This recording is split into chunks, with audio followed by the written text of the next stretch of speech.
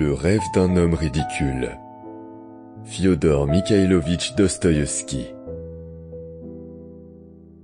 Lu par Thomas Haribar.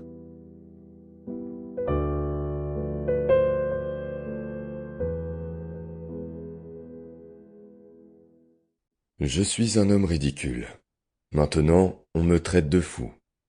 Ce serait pour moi une sorte d'avancement en grade si je ne continuais à passer pour aussi ridicule qu'auparavant. Il faut dire qu'aujourd'hui je ne me fâche plus des plaisanteries. Je suis plutôt amusé quand on rit de moi. Je rirais même franchement comme les autres si je me voyais avec tristesse comme les moqueurs ne connaissant pas la vérité que je connais, moi. Et il est bien pénible d'être seul à connaître la vérité. Mais ils ne comprendront pas. Non, ils ne comprendront pas. Naguère, je souffrais beaucoup de sembler ridicule à tout le monde. Je ne faisais pas que sembler ridicule, je l'étais. J'avais été ridicule depuis ma naissance et, dès l'âge de 7 ans, je savais que j'étais ridicule. Plus j'ai appris à l'école, plus j'ai étudié à l'université, plus j'ai été convaincu que j'étais ridicule.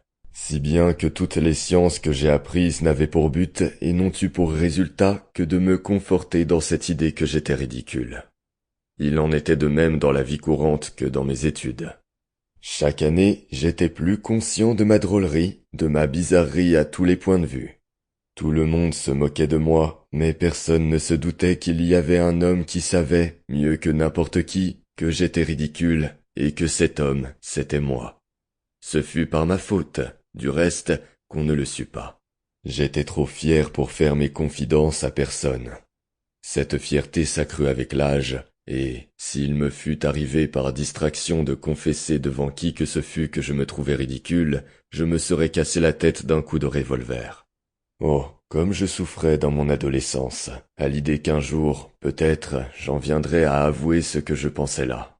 Mais quand je fus un jeune homme, bien que, chaque année, je sentisse grandir ma bizarrerie, je devins plus calme, sans savoir au juste pourquoi.